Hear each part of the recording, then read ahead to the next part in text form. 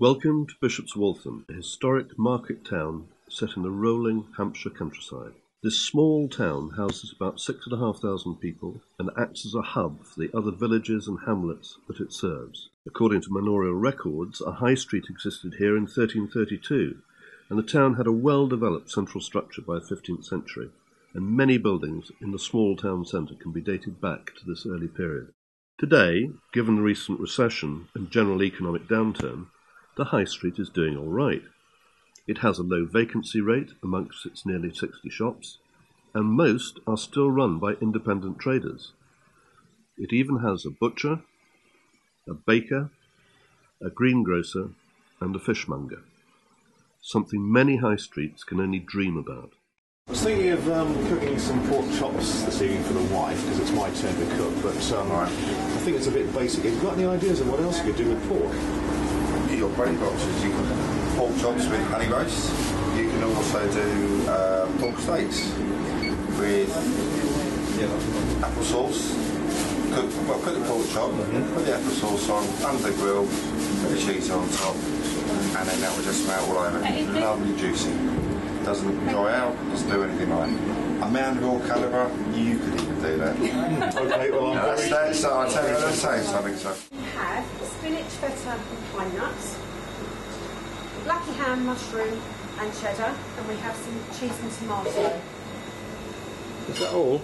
No, we have one just coming out of the oven. We have chicken, mushroom and butter. So why, you may well ask, are we making this bid? Well, rural market towns like this are becoming an endangered species, and as Mary Portas herself said in her report, we may have buried our heads in the sand about the real impact of out-of-town centre superstores. And that is exactly what will happen to Bishop's Waltham in about a year's time, when an out-of-centre Sainsbury's superstore opens on the outskirts of a town so small that it doesn't even have a zebra crossing, and where the nearest A road is over 3.5 miles away. Winchester City Council's own consultants suggest that over a third of the food trade will be lost to Bishop's Waltham traders, high street traders, and 10% of the non-food trade. Well, that amounts to something over £3.5 million worth per annum, which is an awful lot for small traders to absorb.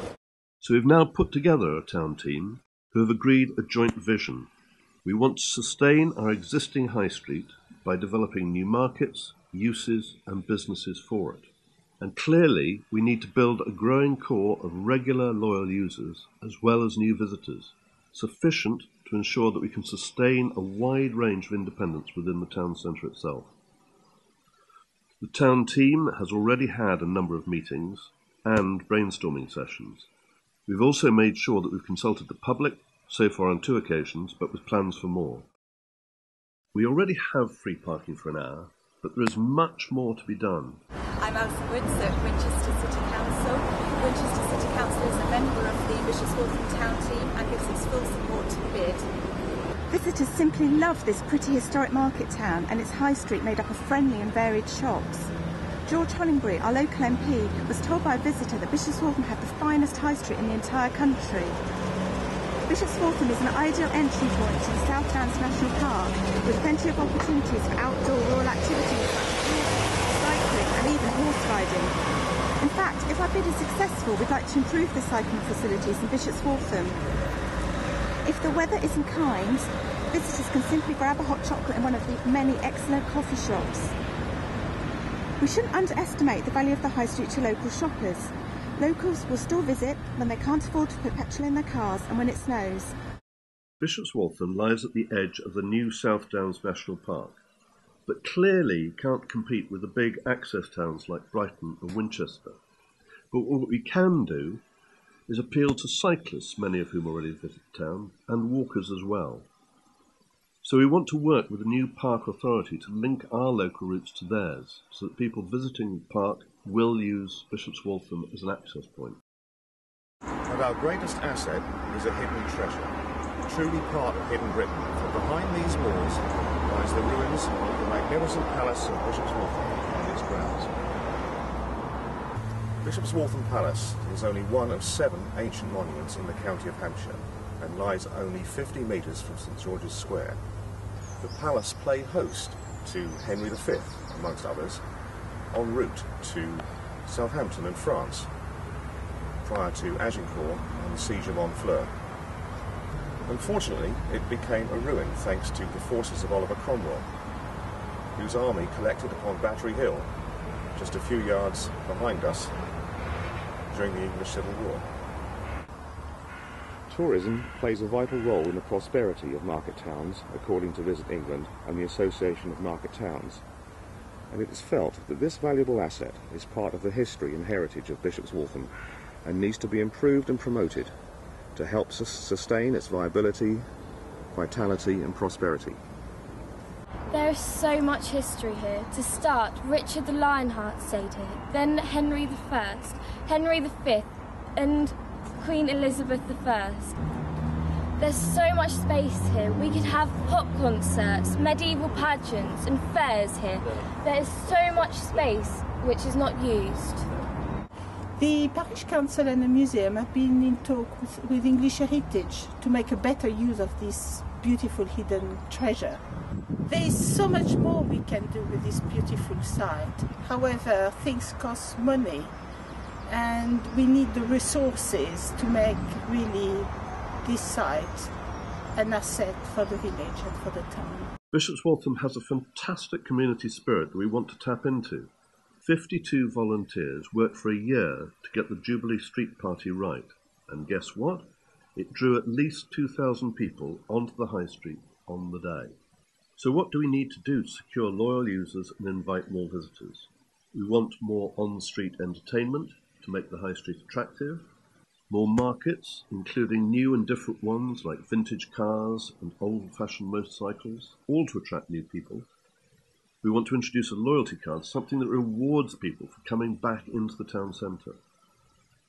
We'll provide a welcome pack for new residents when they pick up the keys from their estate agents. We want to get new residents to start using the High Street straight away.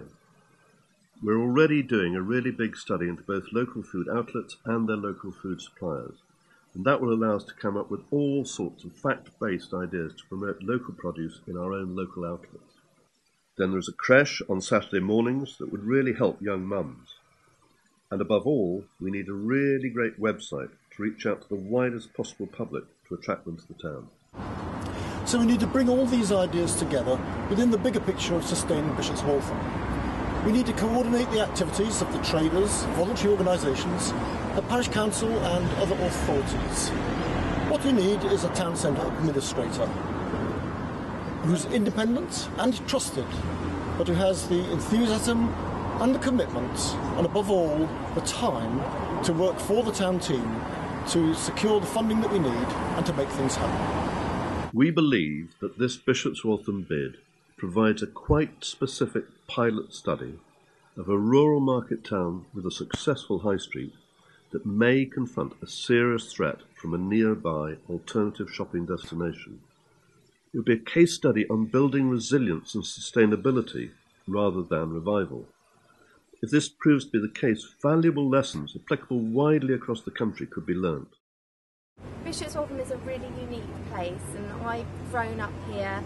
My mum used to bring me down to the high street when I was really tiny.